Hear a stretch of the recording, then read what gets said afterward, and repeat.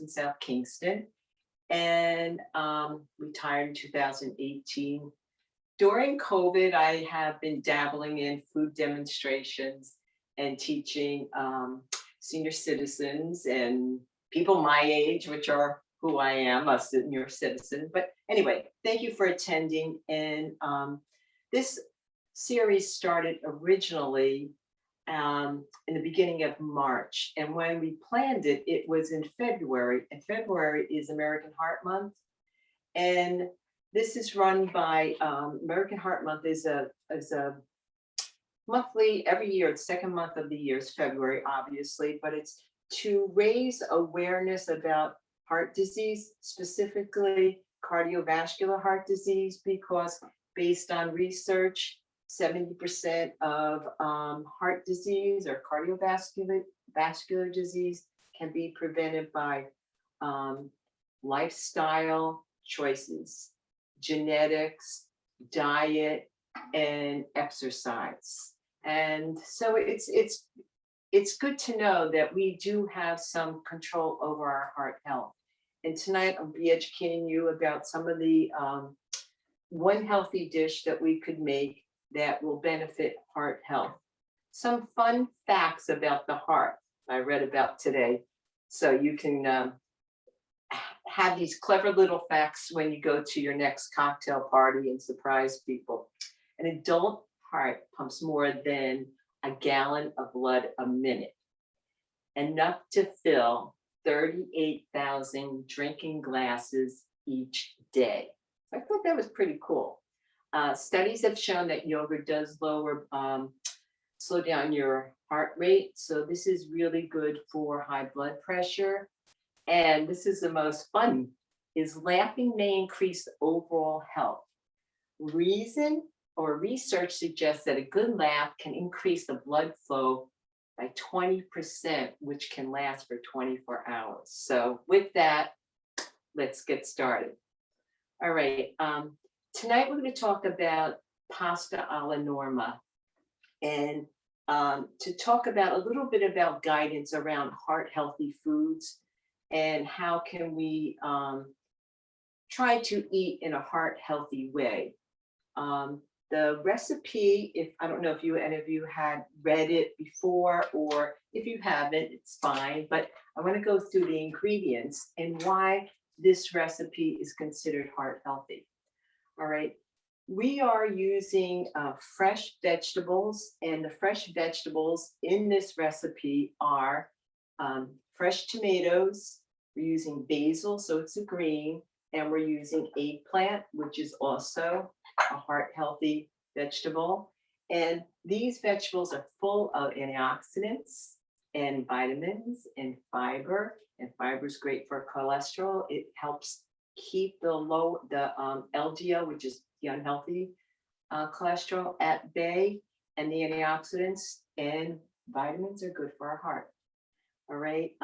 Tomatoes are a major source of lycopene, which is also an antioxidant, which is good for the heart. All right. So right there, we have a start. The pasta that we're using in this recipe is whole grain pasta, and again, high in fiber, not refined flour. So it's made from whole grains, which again, high fiber, heart healthy food. All right. We're using healthy fats. We're using olive oil, which is a heart healthy food. Of course, fats, everything in moderation. And the ingredient that is a little bit questionable is the arugula salata, because it's a salty cheese. So what I have done for this recipe is cut back on the salt, and because that type of cheese is especially salty. So if the salt is reduced, because if you read the original recipe, which is coming from my new favorite cookbook, Milk Street Tuesday Nights by Christopher Kimball. I'm sure most of you are busy working, but if you have time, if you live in the Rhode Island area, he's on channel 44 at 8:30 in the morning. It's reruns from, I guess, last year, half an hour shows. But They usually have like 3 recipes they show. And the wonderful thing about this cookbook is that they take complicated recipes with unusual ingredients and simplify them. So that's where that's where this recipe came from.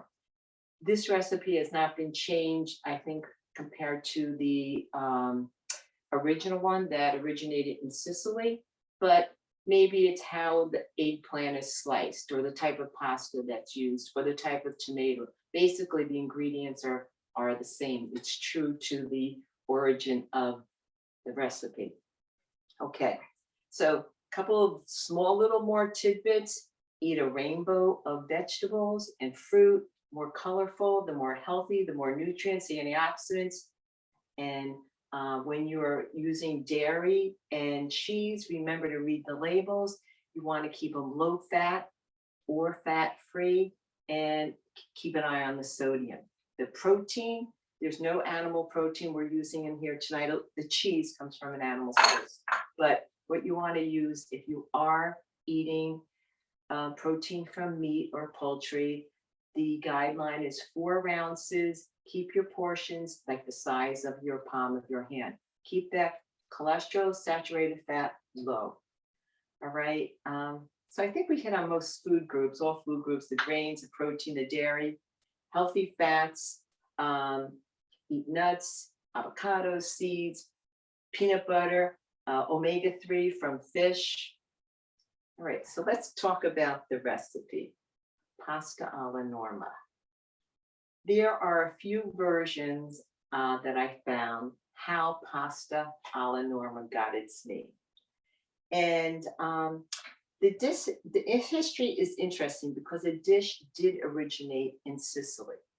And one version that I read is that a gentleman named Vincenzo Bellini, who wrote the opera Norma, had a friend that was eating at a restaurant, and his friend was a famous playwright during the 19th century. And when the friend tasted this dish, he exclaimed in Italian, "It's a perfect Norma," meaning it is a masterpiece just like the opera. So the dish became pasta alla Norma. Another version of how the recipe got its name was that the dish was served opening night to folks at a restaurant, and since it was opening night of this unbelievable opera, they named it in celebration of pasta alla norma. So there's a bit of history. So now it's a classical dish of Italy. Sicilian dishes have been cooking in the cuisine of Sicily is a little bit different than other parts of Italy. I mean, they use common ingredients, but because of its location and its history, many different cultures have been inhabited Sicily. Some of the Greeks, Spanish, some folks from the Persian area of the world. Now it's the Northern Africa would have influence on their food. So you have some of that Arab influence also. Another influence on the vegetables and fruit are that there are volcanoes in Sicily, and the rich volcanic soil does add to the diversity and the hardiness of the vegetables and fruits grown there. And the tropical climate adds to the variety and the abundance of fruits and vegetables. Fruits such as lemons, blood oranges, olives, grapes, artichokes, lots of grains are grown in this area. And of course, what type of protein are they eating, considering the location? Fish, plenty of seafood. So in Sicily, a lot of the dishes have a vegetarian base because of the abundance of vegetables. So let's get started cooking. All right, as you can see, there's an array of ingredients here. Probably too many to look at, but I just wanted to put them out so you have an idea what you can substitute, what you might want to change based on what your family or what you like. What is your preference? What's your palate? What flavors do you prefer? And if you're a beginning cook, you might not have the idea, well, can I substitute this? Can I add that? Or some folks just follow recipes straight by the book for the first time and then they improvise. I like to try new recipes. There are a few little things in here I questioned, but I tried the recipe and I said, now I understand why they added this particular ingredient. So I'm going to start with eggplant. The whole basis of this dish is eggplant. And when you go shopping for eggplant, it's very easy to pick out, but the eggplant is basically in season in Rhode Island during midsummer towards September, the end of September. And they're very easy to grow. But when you're shopping for them now, you want to look for a tight fitting skin. You want the skin to be firm. You don't want it to be wrinkly. So take a look at the texture of the skin when you're buying it. And the varieties, this is it's a classic eggplant. How did eggplant get its name? If we think, we don't have to think too hard about that, but there are over 100 varieties, and an eggplant was first, there's a discussion about Asian or Asia is when they talk about eggplant. And the eggplant that was first discovered, this particular white variety, was found in Asia. So, and the plants were smaller. So the plant the plant had fruit that was white, and they called it looked like an egg, so obviously it became eggplant. And there is a white version of eggplant. And there is also an Asian or Chinese or Japanese version of eggplant. It's narrow, it looks sort of like a cucumber. It has a little bit of a bulbous base. It has less seeds, and it is a little bit not bitter at all. So because of the size. Eggplant, some folks, if you had grandmothers or your mothers treated eggplant, or you'll read some recipes from Italy that might say, slice your eggplant, salt it, put on paper towels, put a weight on top of it to let the water, to let it release the water. Now, in the last 5 to 10 years with the new varieties, the bitterness is more or less taken away. They've bred it so, or with the techniques of modern farming or what they're doing to our food, and sometimes it works out really well. But in this case, you don't need to salt it and do all of that. Just buy a smaller eggplant. You wouldn't have so much bitterness, and it won't be a lot of seeds. There is some guidelines that you read on different websites or research that adhere to how to pick an eggplant without a lot of seeds. And it has to do with the bottoms of the eggplant, and I'll show you that. Okay, some people say it's male, female, but based on botany, it's not like that. It's just this one with the bottom, where it comes from the flower is round. This one is more of like a vertical or oval. The one with the round dot at the bottom, or the dimple, has less seeds typically. So it's your choice. The larger the eggplant that you buy, it's going to have more seeds, and there could be a chance of a little bit of bitterness. So stick with the small ones. All right.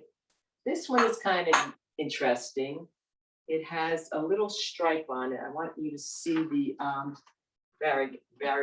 It's variegated, okay? And this I had to go to Whole Foods to find it because it's not sold in your typical Stop and Shop because there's not such a demand for it. It tastes the same as your classic purple eggplant. It just looks a little fancy. Now you could peel it or not peel it. If the skin is tender, it's a fresh eggplant. You can peel it just every other inch and do something fancy like that. It's your call on that. This is known as a graffiti or a zebra or even a Sicilian eggplant. So that's how popular eggplant is in Sicily, that it has its own variety. Also, I have a good friend from Great Britain, and in Europe, what do they call an eggplant? When she first started talking about it, she was calling it aubergine. So I learned something. The color is deep purple, and when people, talk about aubergine, here's the color, and that's eggplant in Europe. Okay. So how can you cook it? What are some ways that you can cook eggplant? In this recipe, we're going to roast it. And what I've done is I've chopped the eggplant. I peeled it. I chose to peel it. And I just put some olive oil on it because I did this around 5 o'clock. And I am going to put it on a cookie sheet and bake it. A little funny story about the time when like a week or two ago when I was experimenting with this recipe, I said, well, let me see what it comes out like because the temperature is so high, 475. I wanted to make sure that wasn't too high and that it would burn or cook unevenly. So I'm doing exactly what I did then. I put it on the cookie sheet with a little bit of olive oil, get a spoon, and I just thought, well, let me season this because basically it just has olive oil and salt. And since I'm trying to cut back on the salt, I said, what can I use to make up for the less salt? So of course, herbs. So you can see on the counter, I think, the print might be too small. There's oregano and basil, dried herbs. So when you're trying to reduce the salt in a recipe, how you can change the flavor without adding salt is to add some seasoning. So what I did is I measured about a teaspoon of basil, half a teaspoon of oregano, and I'm going to add it to the eggplant.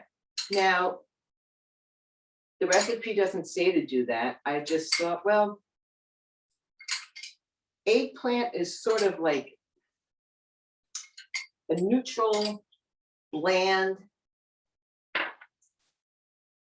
vegetable that takes really great, takes flavors of the food that it's being cooked with, sort of like tofu, but tofu is a whole nother thing. So I am adding oregano and basil, and I'm going to add a little pepper to this, but I'm not going to put any salt because we're using that salty cheese, and we want to keep this part healthy. A little bit of more olive oil, and the olive oil helps it crisp. And as you know, if you've used eggplant before, it does absorb oil.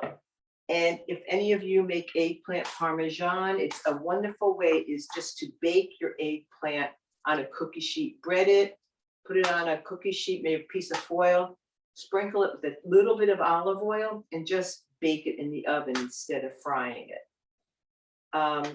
What are some of the ways you can cook eggplant that's delicious? Another favorite way, it could be grilled, and you can roast it.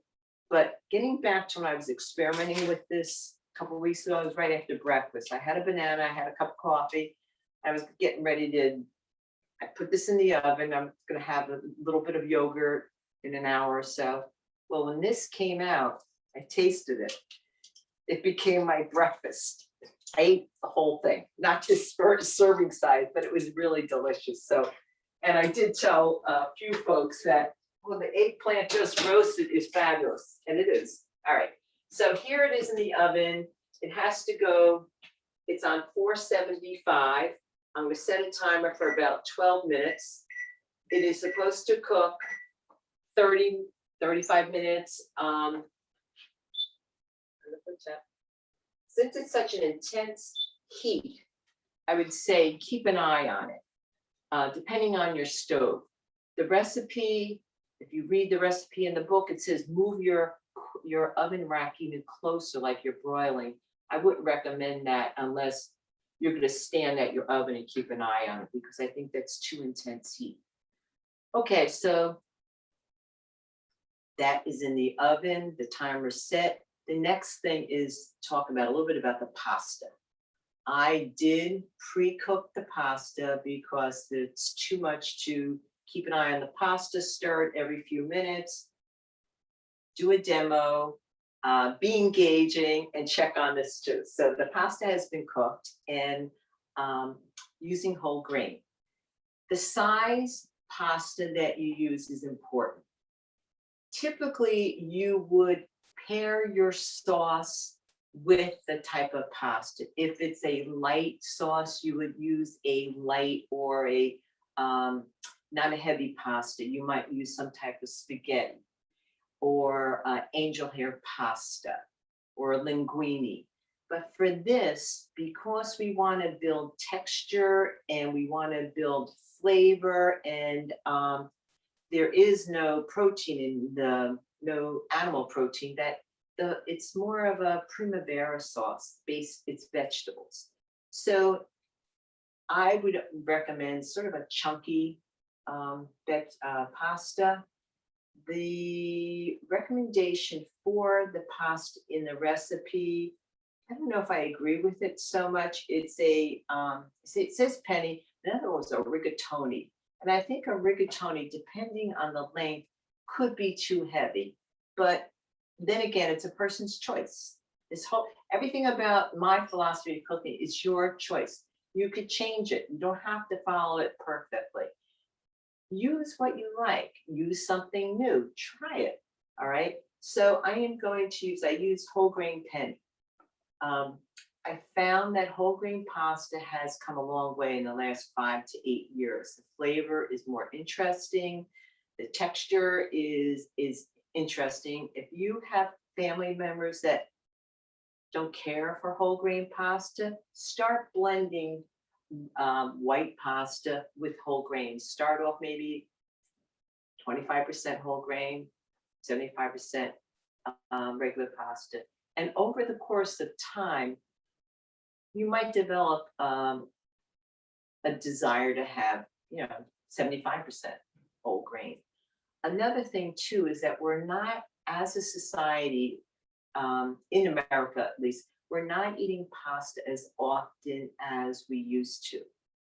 As growing up, we used to have it at least twice a week. Now I'm lucky if I have it once a month. But because of the also about the issues around gluten-free and refined grains, there are plenty of wonderful pastas made from vegetables like chickpeas and legumes. So check out your supermarket if you are not eating gluten. There are a lot of great alternatives that you could use in this recipe.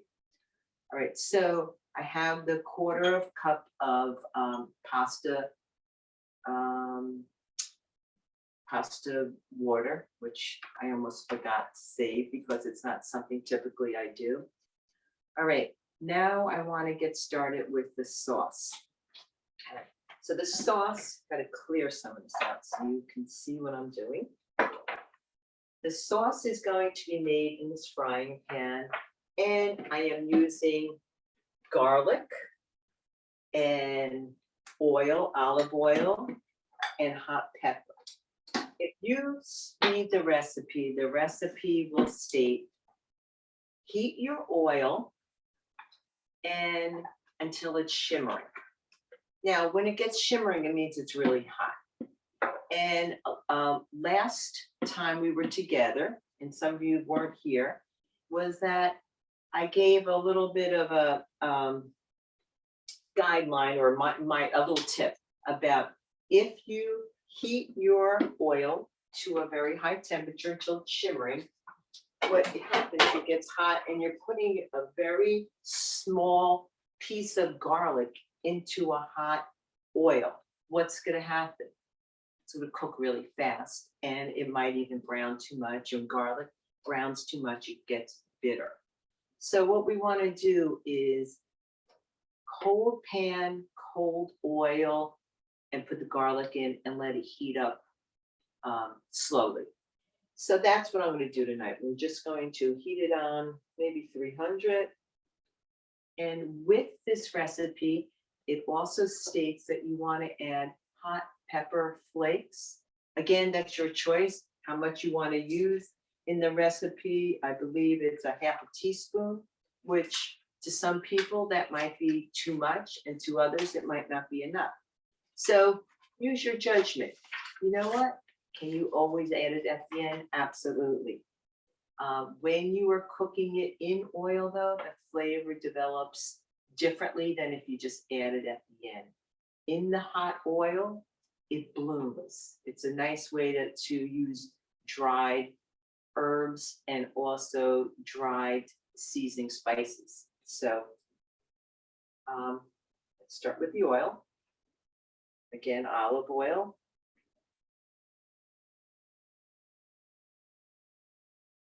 And we'll start with the garlic. Now, this recipe calls for 3/4 of a pound of pasta, which depending on your appetite and who's eating, could be 4 to 6 servings. If you're feeding people that have hearty appetites, it might be 3 to 4. So when you're reading the amount of garlic, it says 8 cloves. That's quite a bit of garlic. And for the amount of food you're making, you have to think about that. Again, can you add it in at the end? Sure. But I would start, like I decided to use 5 cloves of garlic. They were average size cloves. And I did talk last time we were together that in order to release the flavor of garlic, you want to crush it on a cutting board, maybe with the back of a spoon or a chef's knife to release the oils. It makes it more flavorful. Okay. And then you can mince it or slice it. A lot of recipes now are written that you don't have to mince the garlic. What you can do is just slice it. Okay, I want to move this up, the pine it up, so you can see what I'm doing. And already, I'm sure you can't hear this, but the garlic is cooking already cooking, and it's not even been heating for maybe a minute or so. Okay, so the garlic's in there. And I'm going to add the red pepper. Flavor, the smell is incredible here because of these 2 ingredients together. Wonderful. All right. So if I follow the directions, I see what happens next. It is the,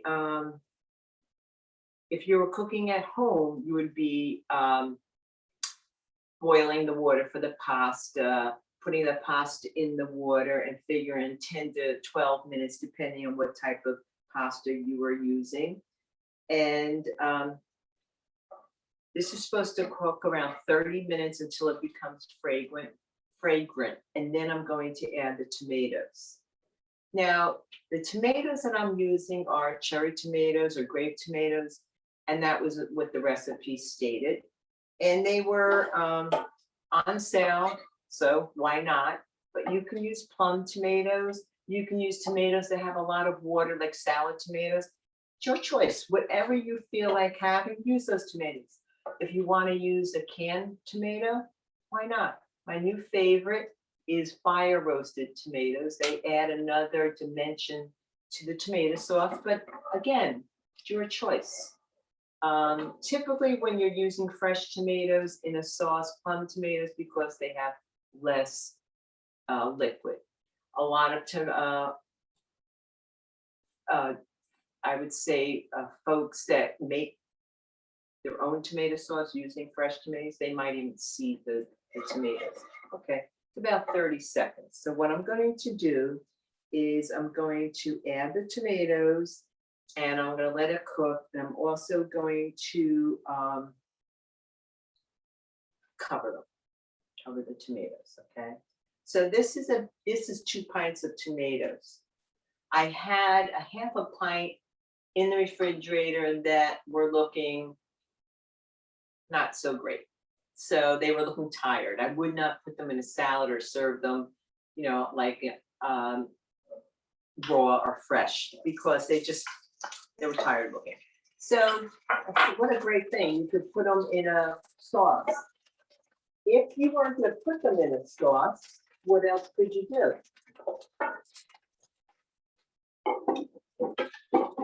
You could roast them. Just put them on a cookie sheet with any other vegetable and just put them in the oven, and they're a surprise. You don't typically get tomatoes roasted. If you're making salmon and making that, you have some cherry tomatoes with it if you're not using them in a salad. All right. Recipe says to cook this for about a minute, and then I'm going to add, which was a surprise ingredient for me, but it was interesting. I did some research about the tomatoes, that I'm adding balsamic vinegar, a small amount. And I said, why the balsamic vinegar? Well, based on research and based on experience, when I made it, it brightens the flavor. It brightens the flavor, and it kind of livens it up, and it balances out. So do you need to use it? No. If you don't want to use it, don't use it. It's just another interesting flavor that you could add. So here are my tomatoes that weren't so fresh looking. They're going in now too. And those, checking the eggplant. Let's see how that's coming. It's working just like it should. Here's the eggplant. It's roasting. It's got another 15 minutes, so I will stir it. It's not burning.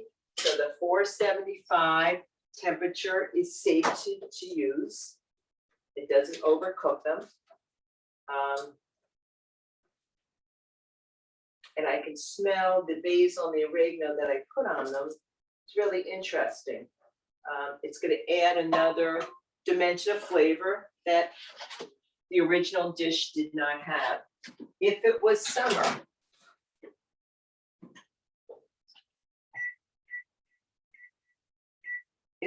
summer, what would I do? I would use fresh oregano, and I probably would just put it on the last few minutes, because with fresh herbs, you want to add them to your food the last minute or two, even the last 30 seconds, because the flavor does kind of dissipate. It's not as vibrant. And if you're using greens, they do turn a dark green, not such an interesting color. Okay, so the smell is unbelievable. It's fabulous. So especially if you're a garlic fan. All right, here goes the white balsamic vinegar. All right, if you didn't have white balsamic vinegar, would you have any problem using just regular balsamic vinegar? Yeah.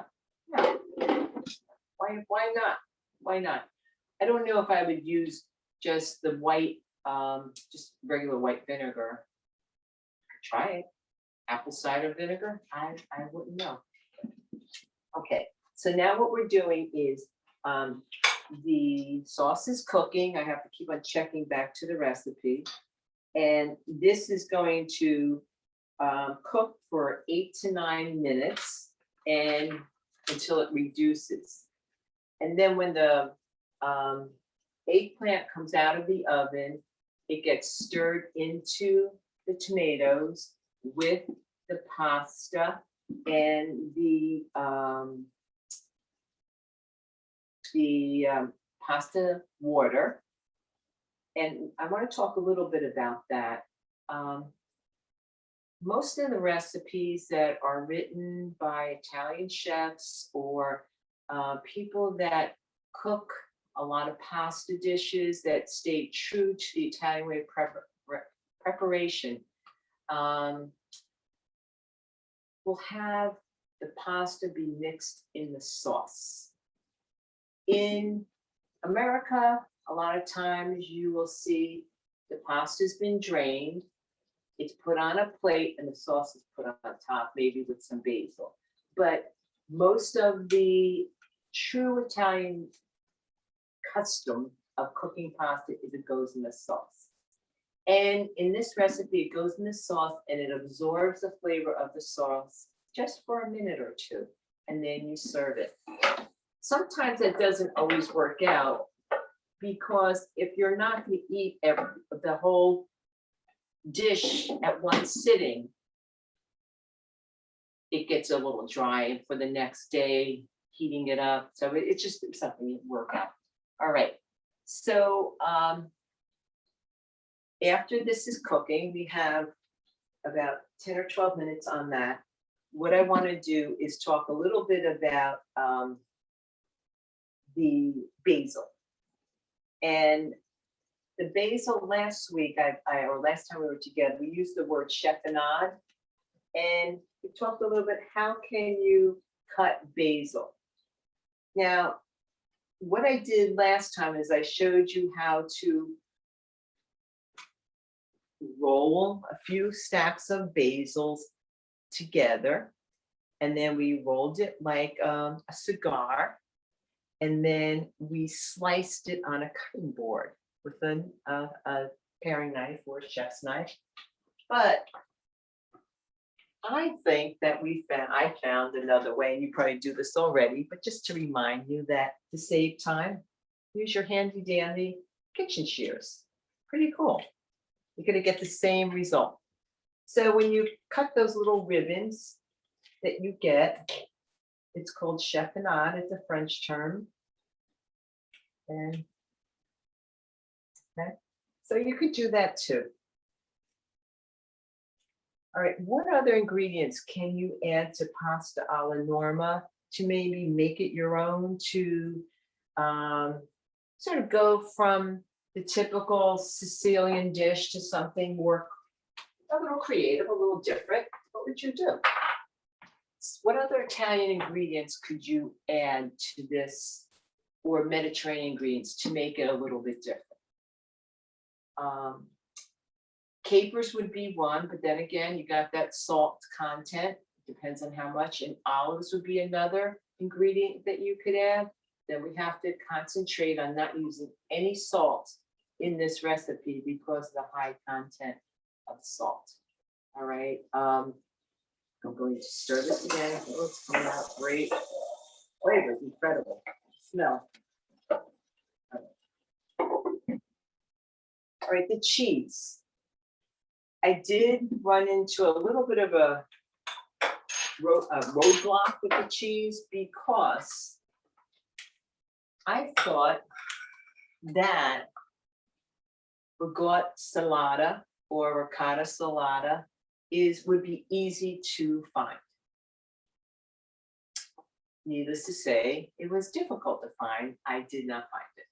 So I don't know if it's COVID, people, stores just stocking more traditional ingredients that sell, but I went to Trader Joe's. I did not check it out at Whole Foods, even though I was there. I forgot. But so what substitutes can you use for the ricotta or ricotta salata, and how is that made? Let's move this over. All right. One of the demos I did recently, I made homemade ricotta, and it came out wonderful. It was to go on a bruschetta with some sweet potato, caramelized onions. It was wonderful. But ricotta salata, it comes from ricotta cheese. And what happens is it's drained, and the ricotta is drained again, and it's pressed, and all the moisture is coming out. When the moisture does come out, it is dried for about 3 months and salted.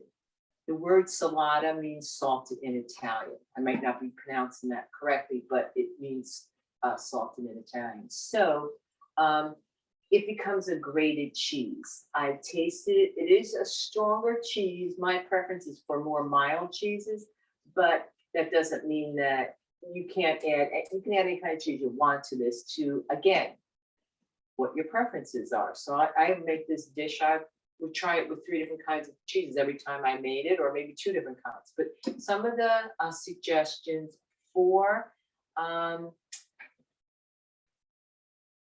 substitution, simple, you can use a Romano, you can use Parmesan, you can use pecorino, you can use feta, you can even use vinaigrette. That's what I'm going to use, because again, I'm personalizing it to my preference, to my taste. I'm not a big Parmesan Reggiano fan, so I'm just going to use vinaigrette.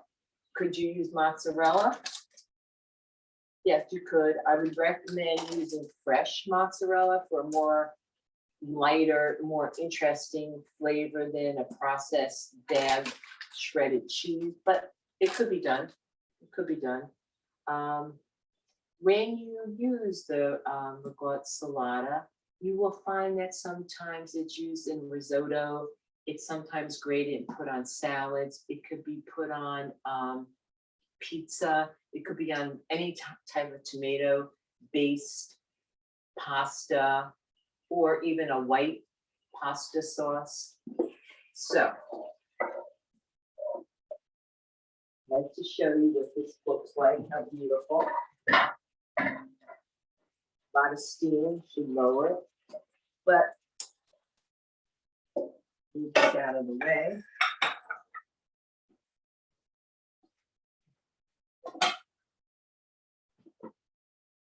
So you can see that the tomatoes are cooking, they're releasing their liquid, and it's becoming quite a nice sauce. Now, this was about 1 3/4, 1 3/4 pints of tomatoes. I cooked probably a little bit less than 3/4 pound of pasta, and I think this will be enough sauce. When I put the eggplant in, we have about 3 more minutes on the eggplant and the pasta and half of the basil. It should provide at least 4 servings. Again, it depends on the size serving and if you're having something with this dish. What would you serve with this dish? In the information that I sent along before, I was said that we're going to have a simple salad. And I guess I could do that now, because we still have a few more minutes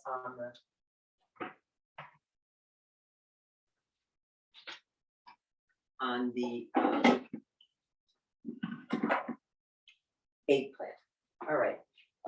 This is a simple salad. It's just arugula. Now, arugula is wonderful because it could stand up to and complement a dish that has all these flavorings in it. The nice thing about arugula, it has a little peppery taste to it, but I don't know if you've had wild arugula. Wild arugula definitely has a different flavor to it. It's interesting, a little bit more pronounced with that peppery flavor, but mild at the same time. In the summer, probably at farmers markets, you might be able to find it. I did see it at Whole Foods the other day. So it's an interesting green to try. This little trick that I want to talk about, I put a piece of paper towel that's been wet and I put it on my salad to keep it moist. And that was, I learned that trick. I believe I learned that trick from my mother-in-law. When I first came to Rhode Island, I was a home economics major. I didn't specialize in culinary. I knew all these other things, but I learned a lot from her. And one of those was that to keep your salad moist is to put something moist on top, because you can make your salad in advance and then when you take it out of the refrigerator, it still has a little moisture. So it's interesting how we learn from our mothers, our grandmothers, our mother-in-laws, the older generation, how we still repeat those same ideas. And I'm sure if I ask some of you, say, what did you recall when you were growing up? What do you still use and maybe think of when you're actually using that technique or that food item that you can recall about those times when you were cooking in the kitchen or just visiting and learned so much. All right. This is just plain, clean arugula. The dressing that I included on the recipe was a little different as far as having a sweetener in it. And the proportion was not classic how to make a vinaigrette, but it is delicious. It's equal parts of lemon juice, where you can also substitute balsamic vinegar. I would say definitely white balsamic vinegar, not the brown. It's a little bit stronger, but equal parts of lemon juice and olive oil, salt and pepper, small amount of salt, and teaspoon of honey. That's it. Find a jar, shake it up, and put it on.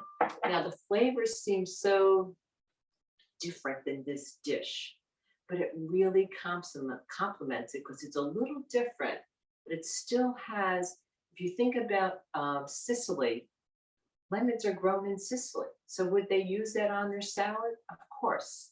So when you think about the vegetables that go together, or seasonings go together in a cultural dish, it's because they're grown in that one area. You think about Mexico, you think about mangoes, you think about cilantro, you think about avocados. All of those foods complement each other, and tomatoes when they're put in a dish. All right, our eggplant's done. I'll shut off the timer and take it out, and we'll add it to the, oh yum. We'll add it to the dish, the sauce. And then we're gonna add the pasta, and then we're gonna add the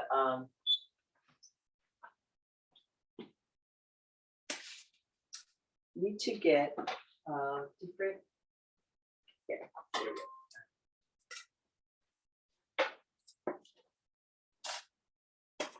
If I was making this and not the demo, what I would do is I would let this sit 10 minutes. So it's sticking a little bit to this, but I would definitely let it sit so it would release easier from the foil. You can also use parchment paper, which is a great tool. Okay, so the sauce has the eggplant. Let's move the salad out of the way. And it's hard to see, I know. I need a second camera. Okay, so that's coming together. The pasta sauce, pasta water. Gonna hunt that down. And the pasta.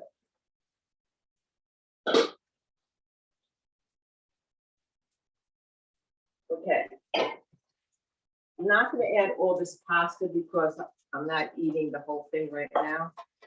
So I'm going to add half of it. Oh my gosh, it smells so good. I wish we were in person. We could sample this. Have some red wine and call it a day. All right, I'm adding the pasta water.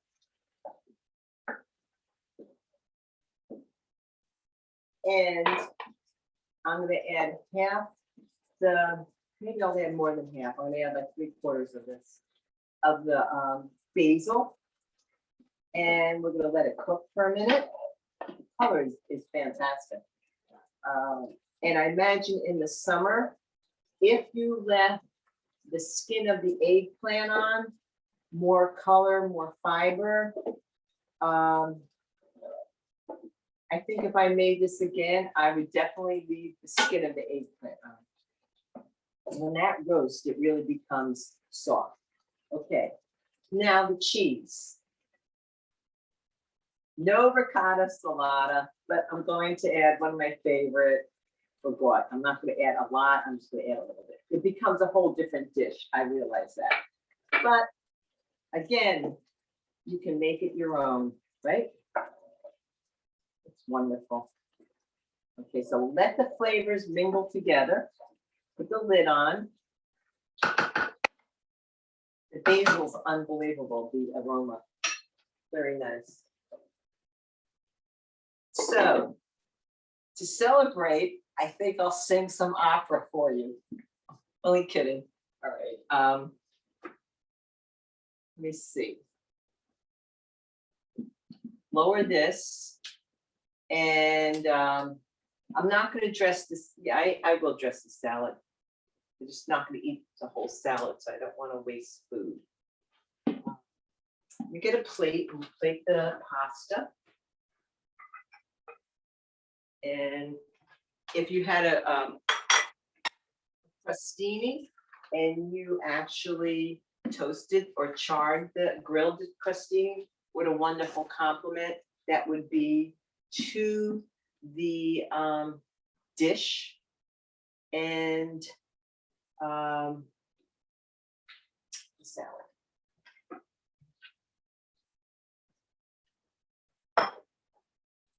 So I wonder if any of you make your own salad dressing at home and have a jar, use a jar to mix it up. For a heart healthy meal, if you have salad dressing in your refrigerator, I would definitely take a look and see what the sodium content is in there and see how many ingredients that are in the bottle that you can't pronounce.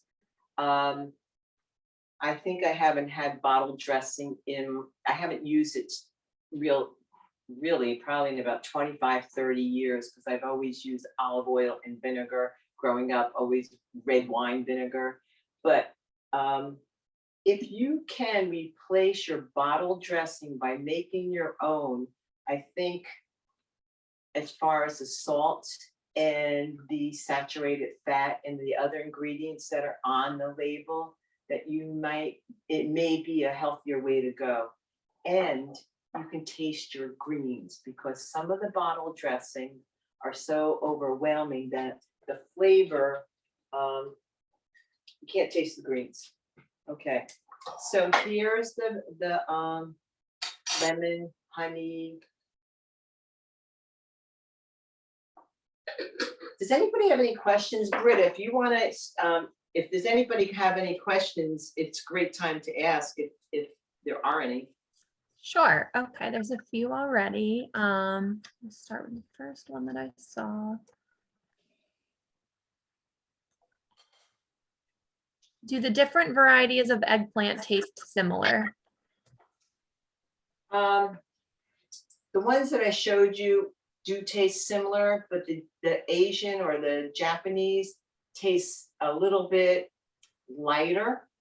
And the white eggplant, that what I've read, I haven't tasted one that I can recall recently, has a little bit of a bitterness to it. So the key thing is get the smaller ones, just like with a lot of different kinds of a large banana and a small banana. There's a lot of difference between the two. Okay.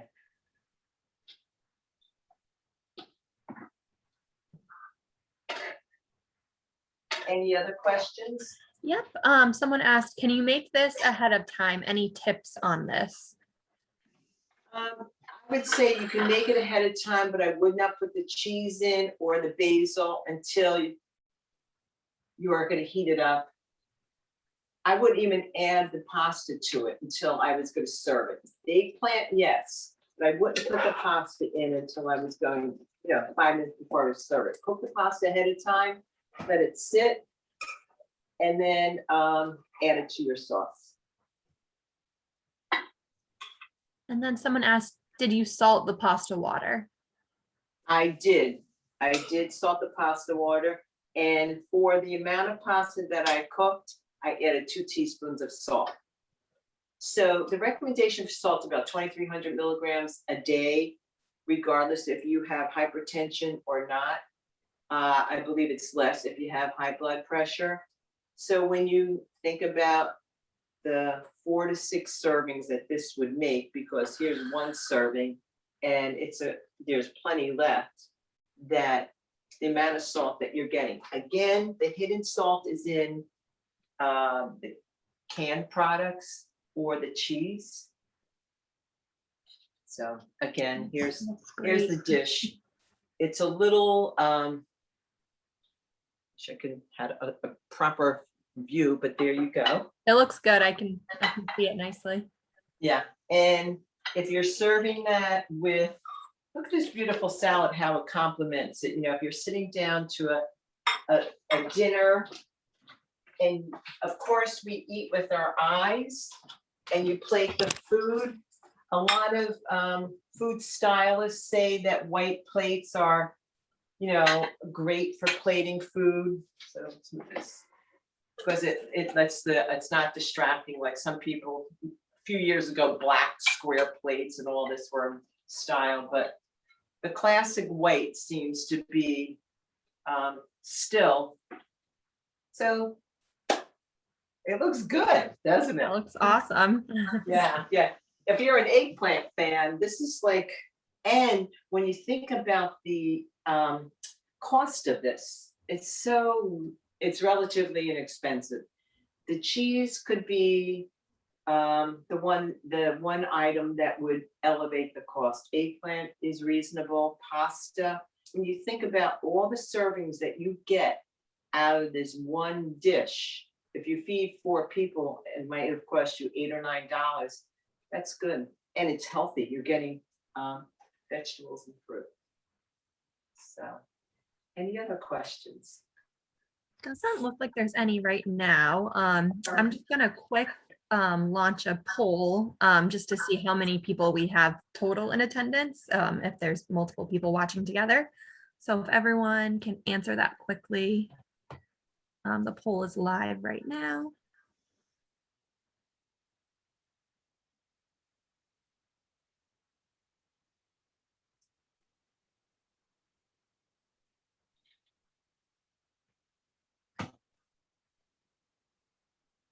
It looks like most people answered. There aren't any more questions, but a lot of comments. People saying great job and thank you, fantastic lesson.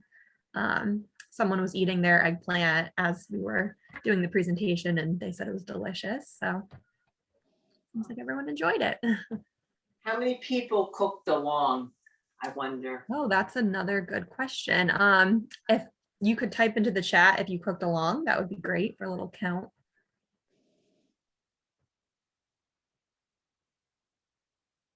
One person said they did. I could quick make another poll too, if that's easier for Oh, everyone. no, that's okay. I was just curious. I would highly recommend this cookbook for creative, quick dinners that are healthy. Use mostly common ingredients you can find in your store. Today on their show, they were demonstrating a red lentil Turkish soup on the show, and it was less than 30 minutes. And he said that's one of their favorite requested recipes. So you can buy it used on Amazon, or it's about anywhere from a $17 to a $25 cookbook, but it really is interesting. And the way the book is organized is based on how much time it takes to make the dish.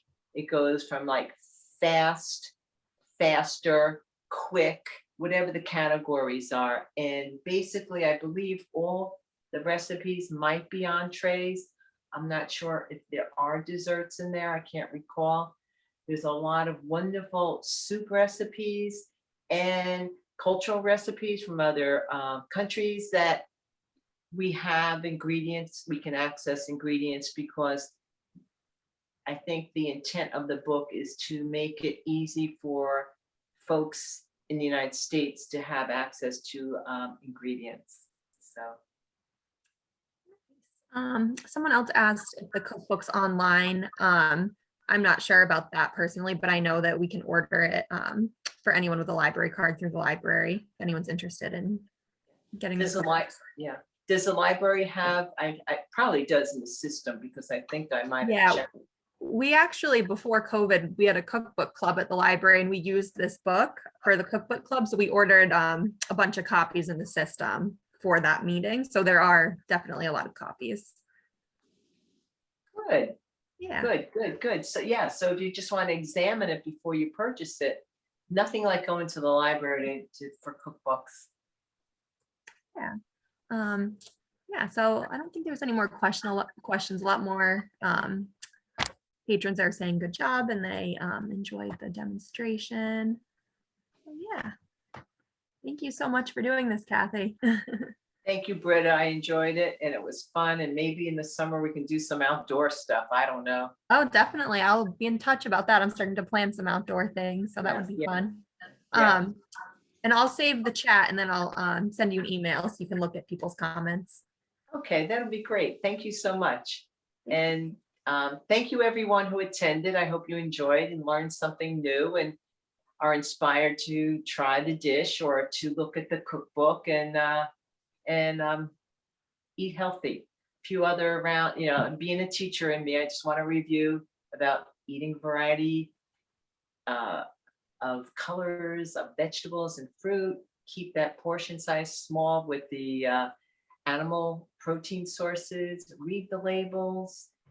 Try to eat less and less processed foods in its whole and natural form. More fiber, okay? Because we can prevent heart disease, and that's the main point of this series, and we should carry it away in our everyday lifestyle choices. All right, thank you. Okay. All right, I hope you have a good night, Kathy. Thank All you. right, thank you very much. Thank you everyone for coming. Bye. Bye. Thank you, Britta. Thank you.